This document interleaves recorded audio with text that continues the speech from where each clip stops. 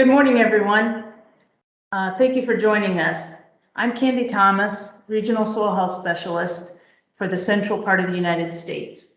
Today, we're going to spend quite a bit of time talking about how we can get soil health implemented on our cropland management landscapes. Okay, at the end of this lesson, you should be able to define soil health, discuss why different words in the definition are important, list the primary functions of soil and the impact on the environment or the ecosystem, and describe the importance of soil health in ag and society. Let's take a look back first, though, to see why we have as an agency started to promote soil health in such a way. Traditionally, our roots have been deeply rooted in agriculture. If you look back a couple thousand years, as long as our tools involved wood in our hands and our horsepower was supplied by horses or oxen, then we pretty much had to work with nature. Our early management necessitated working in these natural systems. But when the tools in our hands became steering wheels and push buttons, as we started to evolve from this system of a horse-drawn society or animal-drawn society, and we moved to this new system of mechanization, that involved a different type of management. And it became more about dominating nature than it did with working with nature. And as you can see, it says, as a mechanized advanced scale and intensity grew, our management principles became focused on altering all of these needs. John Deere invented the steel plow in 1837 when the Midwest was being settled, and the soil was different then. And so when we plowed the soil, we didn't have as much of an issue with it losing fertility and leaving the landscape as we do now, since we've lost a lot of our natural organic matter, and it has changed the landscape for farmers across the United States with this continued type of industrialized ag machine working. So if we look back at Hugh Hammond Bennett, this quote you can find this quote on a poster board in the USDA building in Washington, D.C. And it's a really great quote because it kind of talks about what we as an agency need to focus on, and that we need to be open-minded to new and different types of ideas. And we need to look at alternative methods of farming and start thinking outside of the box, which kind of is the epitome of soil health. It's always thinking about what's coming up next and how to manage that within a system. We also need to consider working with nature instead of against it. Conventional practices often work against natural processes, which you'll learn throughout the rest of this course. So think in your mind, what are some of the different functions that we would like our soils to provide? What are some of the things that we would need it to do on a day-to-day basis? I'm sure all of you know for sure, first and foremost, I know when I work with producers, the very first thing that they talk about is we want it to yield. I come from a different part of the country here where it's semi-arid, and so we don't get a lot of rainfall. And generally they'll say, we want it to take in water and we want it to store water. So this is a list of some of those different soil functions. You can see them listed here, and of course, produce feed, food, fiber, biofuels, and medicine is our first one that's listed. And it's generally the one that most people think about when we talk about soil function. But soil function captures a lot of different components, like storage, like I said, storing and taking in water, cycling and recycling of nutrients. That's a key component to making our soils capable of producing feed, fuel, and fiber.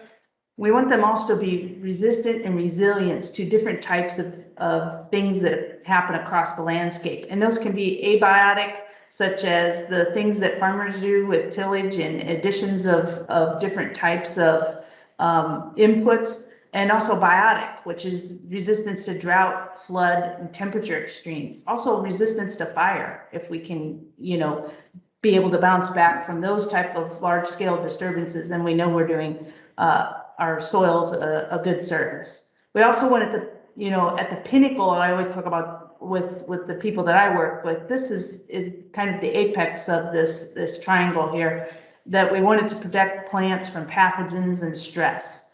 As our soils get more resistant and more resilient, and they're able to bounce back from these different types of disturbances, they'll start to take on these qualities and can become more resistant to different types of pathogens. Obviously, our soils are really good at detoxifying pollutants. Case in point, when we put on herbicides or any kind of pesticides, it's the soil biology that breaks down those pesticides. Otherwise, they'd hang around in the soils for a long period of time. So we know that they're really good at doing that. And then now that carbon has come to the forefront, this is getting to be a bigger deal for a lot of our producers. They're starting to think about how can we make our soils hold and store more carbon. And so they're worried about those different aspects now, in addition to the other functions that we have here. And ultimately, our goal is to reduce erosive forces. That's kind of been the cornerstone of NRCS, and our mission essentially was to, keep the soil in place, reduce and resist erosion if at all possible. So when we look at the definition, how does NRCS define soil health? This was a scientific definition that was developed with a group of folks, a lot of scientists. Some of them are from our Soils and Plants division, and it is that continued capacity of a soil to function as a vital living ecosystem that sustains plants, animals, and humans. And if we start to break that definition down, it focuses on the importance of soil function, which we listed on that previous slide. So all of those things such as reducing erosion and nutrient cycling and taking in and storing water. And it also focuses on soil as a living resource. So soils have life. And if we can remember that, then we'll plan and manage for life. And when we speak of soil health, we're talking about improving that capacity of the soil, so that when we look at the word sustainability, that I know a lot of people have some issues with. I know some of the more innovative producers say, I don't want my soils to be sustainable. I don't want them to just stay where they're at. I want them to take off, and I want them to regenerate, and I want them to become, even better. But what we're talking about when we're saying sustainable is we want them to be able to keep our plants and our animals and humans all alive. That's what we mean by sustaining here. So this definition was focused specifically on health, meaning a qualitative value versus soil quality, which was more quantitative. So that's the difference between those. And when we look sociologically, people have more of an affinity for things that are like them and pertain to them. So the version where we talk about it being soil health versus soil quality has kind of a little bit more of a tendency to, take in more people and make them believe that this is something that we can do, whereas soil quality makes you think, well, this is something a soil scientist could do, or a scientist as a whole could do, and I don't think I could probably do anything with this. So the key definition then is derived by that continued capacity that implies rejuvenation and then sustainability. Soil is a living ecosystem, and we recognize that the ground beneath is a living ecosystem, and it contains life. And that soil functions are the ultimate output from that soil life. So everything is based on that soil life within that soil ecosystem. So when we look at soil health and soil function over a given period of time, we want our soils to, perform at that peak level. So on your left side of your axis there, we see soil functioning percent capacity, and we have 100. So we are going to talk about now a little how disturbance has an impact on soil health and soil function. And there's a really good article by Kathy Sabold, who works for the Soils and Plants division, that speaks of this exact graph in a really great manner, and it's very explanatory and it's really easy to understand. But we'll kind of dive into it. Initially, we're talking about this very first level here. You can see at that 100, that green line starts out, and that's if you were to consider back when we just established, settlement here in the United States, our soils were at 100% peak capacity. As time went on and we started to insert different types of disturbance, whether it be plowing, grazing, even fire, we added that disturbance in, and our soils were still able to resist that type of disturbance. So we didn't see things starting to break down. We didn't start seeing function starting to go below, the levels that we expected them to. But over time, and with this continued type of acute disturbance, soils, have a tendency to break down. And as they break down, hopefully we can add management practices that will help build them back up, and they'll have that low resistance and really high resiliency. So resiliency essentially is just the ability of the soil to bounce back to its pre-disturbance rate. I don't know if we really have soils that can get to that point right now, because we've done such an extreme amount of disturbance over a period of time, and those soils are pretty not very resilient anymore, and they have taken in so much disturbance that they don't bounce back. When that happens, then we end up with soils that have low resistance and really low resiliency, and so then that soil function, as you can see, starts to diminish over time. Then if we look at the mechanized system with the tractors that we saw in that previous slide, then we have to start adding in more inputs. And that starts to, eat into the bottom line of the producer. So it can get really expensive when we don't have soils that are resistant and resilient. And as time goes on, we start to look at this downward spiral of soil degradation. So you can see these up arrows are increasing and the down arrows are decreasing. So as tillage increases, we start to see reduced amounts of residue levels on the soil surface.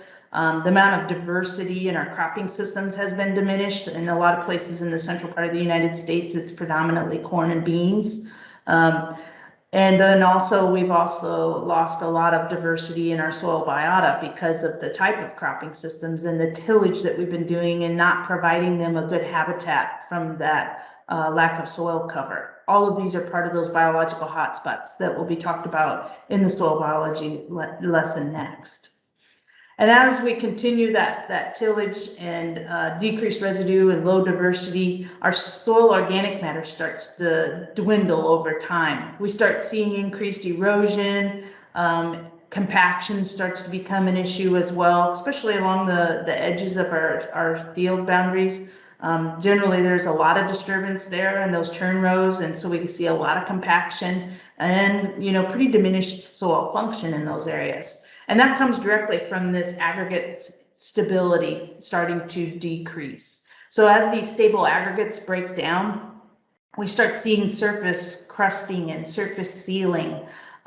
We also see that biological compaction start to occur. There's less space for soil biology to be available within that soil profile when those soils are all stacked one on top of each other. So trying to build a soil that is full of life involves having a lot of different things added to it, which we'll talk about next. Infiltration starts to decrease. So you see soil function starting to break down. We start to get more erosion, even greater rates of loss of soil organic matter. Nutrients, are hard to keep in place. We start seeing them being leached or run off or even volatilized because of that surface sealing. Our soils become anaerobic and we don't have really good nutrient cycling occurring. And then eventually you'll see those large water ponding areas out within fields. And there is little to no water storage, and nutrient availability is completely diminished. And then when we start seeing increases of, huge increases of inputs, it essentially becomes a hydroponic system. And if you think of, all of the tillage that occurs in the compaction zones that we have, it's like the plants inside a flower pot. The depth of that flower pot only maybe being 6 to 8 inches deep. And therefore we have to provide all of the nutrients in the water to feed that plant that's within that compacted zone. Eventually that leads to decreased yields if nothing's done. If we don't have the availability of nutrients to provide to those crops, yields will start to diminish, as we see in some of our poor countries. And then we also see, increased hunger and malnutrition. Even within the United States, because of our systems that we're currently cropping, there's a hidden hunger that is there. And we've seen that a lot in the increase in obesity and a lot of problems with celiac disease and a lot of those diseases that are directly impacted from the gut biome, which leads directly back to the health of our food. We started with moldboard plows and turning the soil over, and because that's what Dad and Grandpa did. We didn't realize what we needed to do. We were doing what our dad and grandpa were doing. And today we do none of that. I met a gentleman in the early 90s. He said, my recommendation is to start doing some no-till as much as you possibly can. And we said, the only way for us to really go no-till is to sell all of our tillage equipment. And we sold everything so that we would not be tempted to even do any tillage. Some of that money, we put it in to get ready in the planter to plant no-till. Now we just absolutely refuse to pretty much till anything. The soil I can't explain it until you get out there with a shovel and dig it, but it just changes. It changes your ability to absorb the rain. It works like a sponge rather than just hitting a flat surface. Soak that water through that sponge, all your nutrients stay in the field, and when that water comes out that tile, it goes into the tributary, then by golly, it's clean water. Back when we were in a conventional system, we would put 200 to 220 pounds of nitrogen on a field for corn. Now then, we're going out there and we're coming out with 165 pounds of nitrogen and still raising the yields comparable to the guys that are putting on 220 in a conventional system and letting that nitrogen go right down the creek. We don't like that.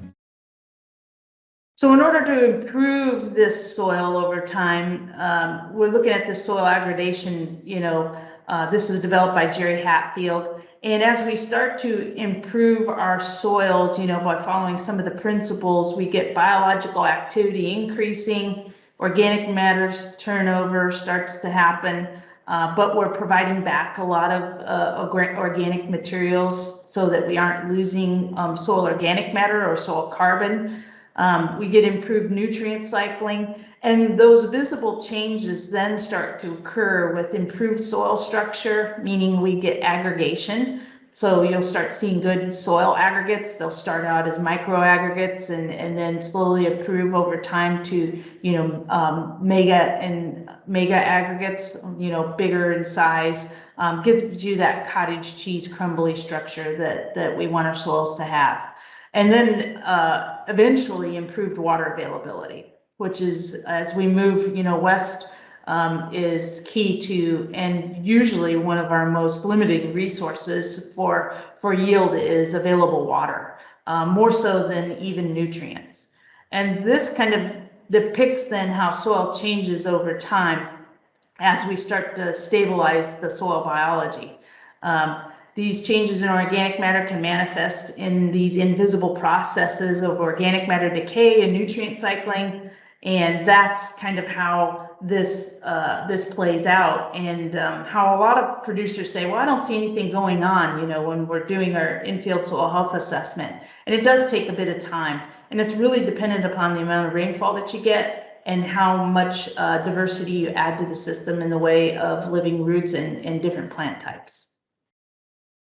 So degraded soils that have decreased function have really telltale characteristics, and we've seen a lot of these. There's a general agreement that a lot of our weather events that are related to precipitation and temperature are becoming, more extreme over time. We've seen more frequent and extensive drought, especially out in the West in California. We've seen, the intensity of rainfall events come at an increasing rate and for very short duration. So then we end up with lots of runoff.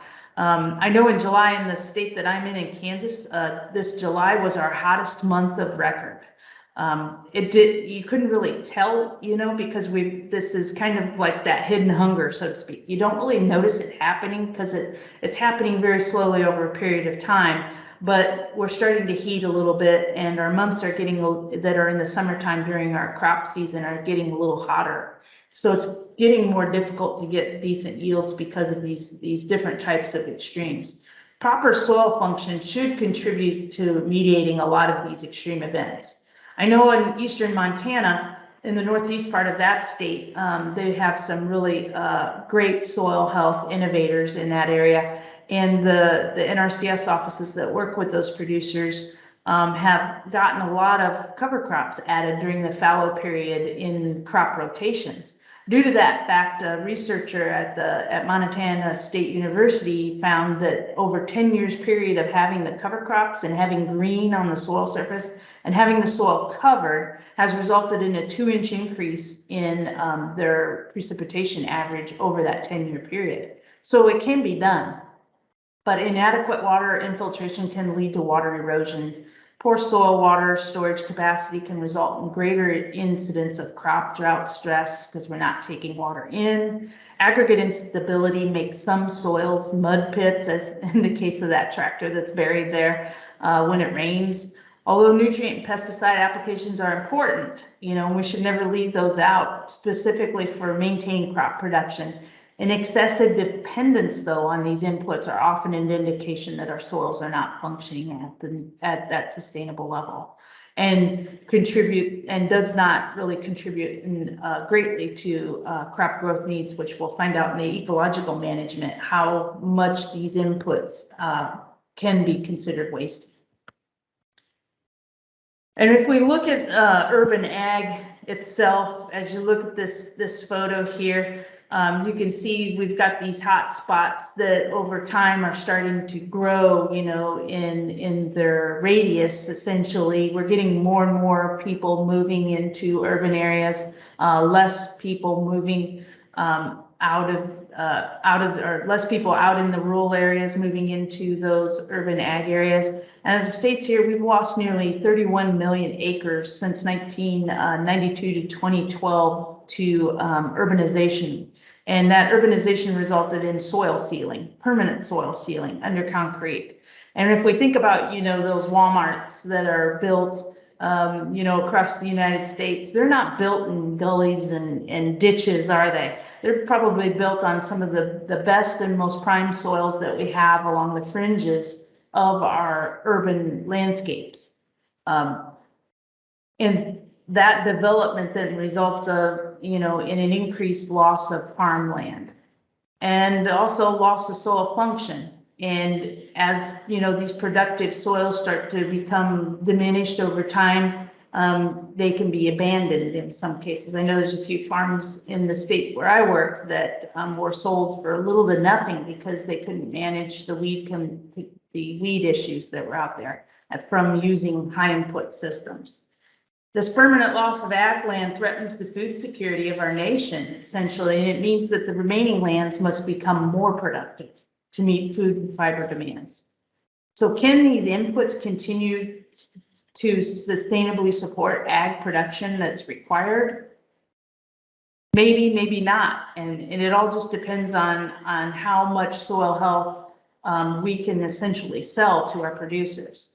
Technology will contribute to improving productivity on a lot of acres, but improving the ability of a soil to remain productive is critical to maintaining food and also critical to national security. And as we've seen throughout the, this journey through soil health, essentially since 2012, when the campaign Unlock the Secrets of the Soil began. We started to see, even within popular press, a lot of articles talking about soil health. Just recently, in the last couple of years, there was even a movie that was released that featured one of our former retirees, Ray Archuleta, in Kiss the Ground. So these things are starting to become more and more prevalent within urban areas than I think a lot of farmers really even understand. And soil health, we know is in the news, and it's getting bigger and bigger, and people are talking about carbon storage now, and that is becoming even, exploding more and more across the landscape. And people are starting to think about, how can we store more carbon, and can we do it best? And can that place be within our soil? There's a lot of books as well. I've got a list of books I know that I provide whenever I do a lot of trainings of the different types of books, and these are just a few of them. There's hundreds of them. There's a lot of places that that you can go specifically to find these. All of these are really great resources. There's a lot of really great free resources available from SARE, and I encourage you to look at SARE's website underneath the resources tab. There's a brand new book, Building Soils for Better Crops, that we helped review as a division. And it is essentially kind of a handbook of how to improve your soil. And as starting out, that was my very first book that I ever read, the third version. And this fourth version, I think, is even better, because they've started to include animals as part of the solution to improving our soils, which is a really important part of our ecosystem development. And when we look at a lot of the different types of producers, I know everyone could probably say they have at least one person within their county that has, either tried cover crops or were thinking about trying cover crops. We always have that one person that, the vast majority of the population in their county calls that crazy guy or gal, that is out there putting those cover crops out there and, just wasting their money, essentially. Those folks are the people that we can learn from, essentially, as planners on how to develop this management system. Because improving soil health is all based on the management of the soil. I will return you to your classroom.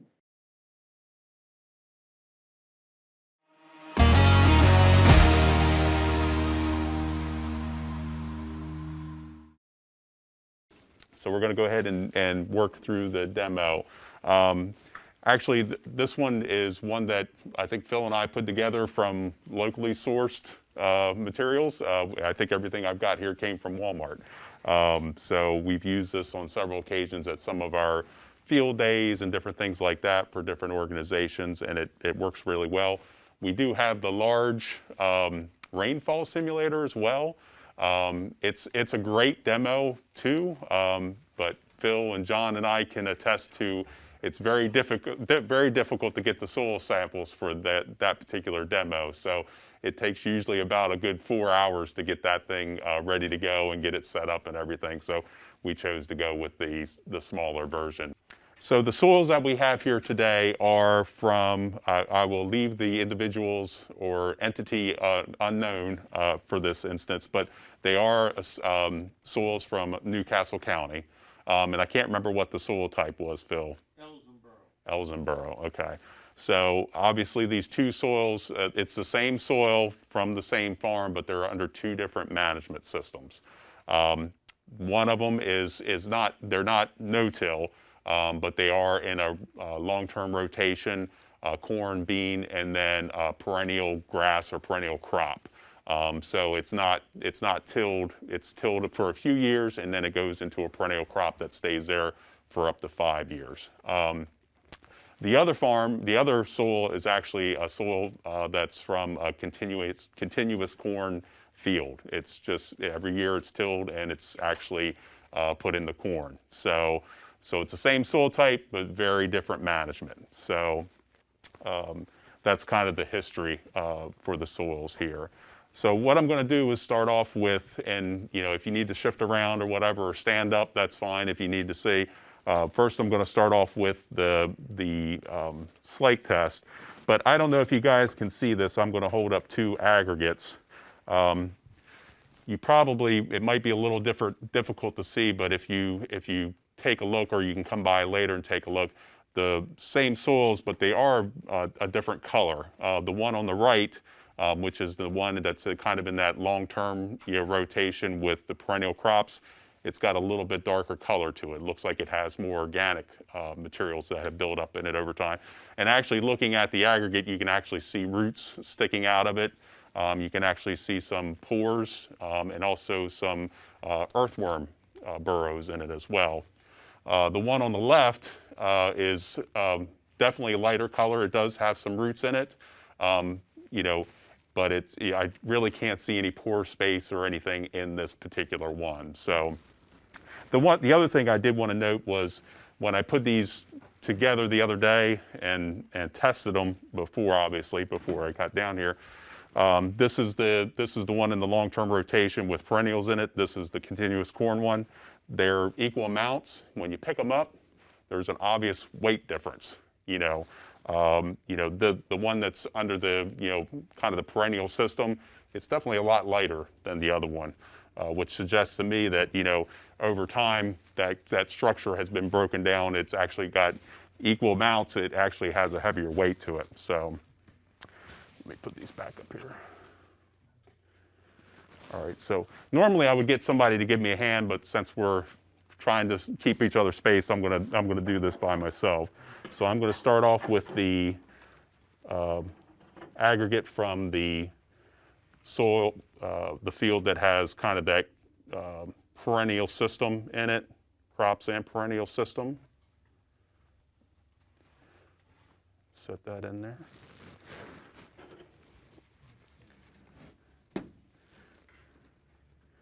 Then I'm going to put the other one in there. And this is the one on the left, is the one that is continuous. So you guys probably have a hard time seeing this from here, but you can actually see the water rushing into the aggregate. It's actually bubbling as that water moves into the system or into that aggregate. You'll notice the perennial system on the right, it's holding together very well. The one on the left, you can actually see that the soil is already starting to break down and starting to fall through the mesh. So the big thing to note here is that, and I'll just ask you guys the question, why do you think that this one is holding together, the perennial system is holding better than the continually tilled system? Anybody want to hazard a guess?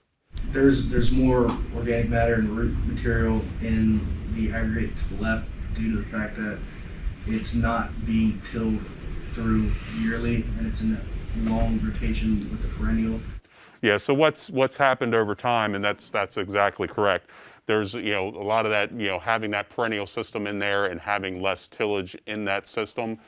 Basically, over time, the biological glues that are in that system are actually holding that soil together better versus the one that's continuously tilled, where because it's tilled every year and that soil is opened up to the air, that organic matter breaks down. Those biological glues that kind of hold that aggregate together are broken down, so it's just not as resilient. So we'll let them sit for a while and filter through, but you can definitely see the difference between the two. All right, so next I'm going to do the rainfall simulator, the infiltration. So I'm going to try to do this simultaneously, if possible, at the same rate. So I've got equal amounts of water here.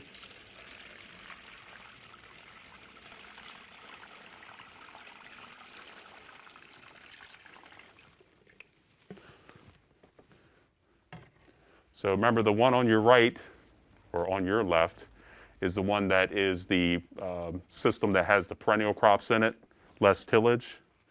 And the one on the left is the continuous corn system. And you'll notice that the water on this side is already passing through that soil profile and already going out into the bucket below. The one on the left is slowly moving down that soil profile, but it's only probably about a quarter of the way down so far. So what does that tell you about the structure of the soil? The fact that the one on the right is already moving water through and the one on the left is not.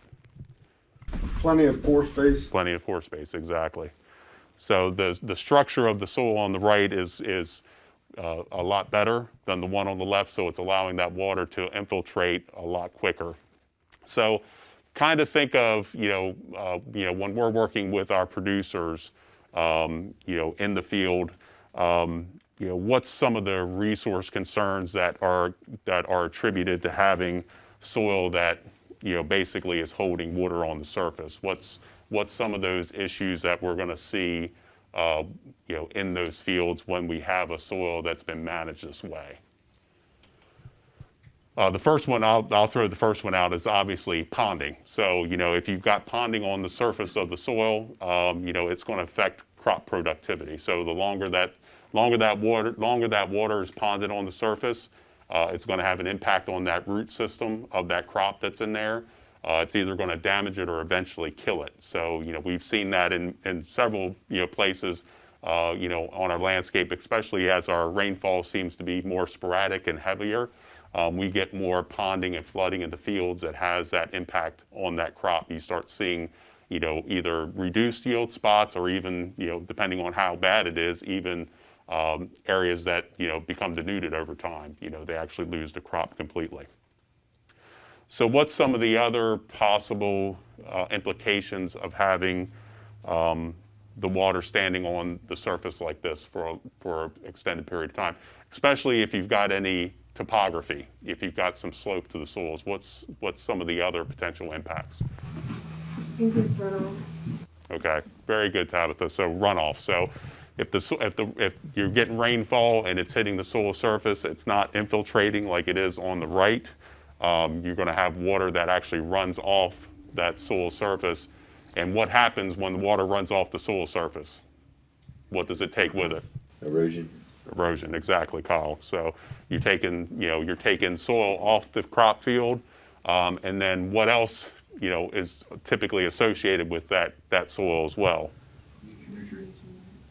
Okay, yep. So you got nutrients, possibly pesticides, and you're also losing the soil in that case. So those are some of the implications. So the better your soil structure is, the better your soil health is on a given soil, how it's managed. You start reducing those impacts that water has. When we get those heavy rainfalls, you reduce that chance of erosion and nutrients and pesticides traveling off that landscape. What's some of the other benefits of increasing soil organic matter as well? So if we have a system where we start adding, cover crops into the system, what are some of the other benefits?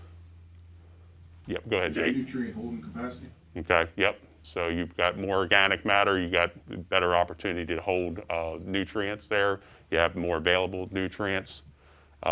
What's the implication for irrigation water management? Let's say, a lot of our guys are, in our systems, they are, Jay, for example, we're going to go out to his field for our field day. He's got 30-some irrigation systems on his cropland. Pretty much everything he has is irrigated. In a system like this, what's the benefit if you've got irrigation, if you've got good soil health and good soil structure? Go ahead. Water holding. Water holding capacity. So, the thing is you're getting the water, if you're taking that expense of putting that irrigation water out there, you want to get that water into the soil, and then you want it to stay there. So, you've got that kind of dual action. You're getting the water into the soil, and then with that increased organic matter structure, you're actually able to hold more of that water there and available for the crops to grow. So I'm just going to do a little shake here. I'll do a little shake on the perennial system, and you see if I shake it, it does come loose a little bit. But if I shake the continuous one, I mean, it really falls apart. You can see how much it clouds up the soil. It tends to be a little bit siltier, right, Phil? That soil, yep. So you can see the obvious difference too. Even when I shake this one, it does fall, but it doesn't create the cloud like this one does. And on the infiltration test, you can see that this soil, basically it has stopped infiltrating on this soil. It hasn't moved through the soil profile at all at this point. Whereas the one with the perennial system, it's actually moving through really well. It's almost moved all the way through the soil profile.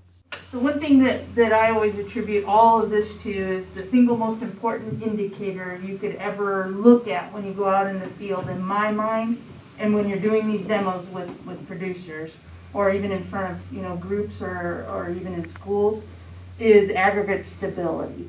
This is all based on how important these aggregates are, and when Jamie moved that better, what we call our more well-managed soil, you saw some of that flaking, the slaking occurred.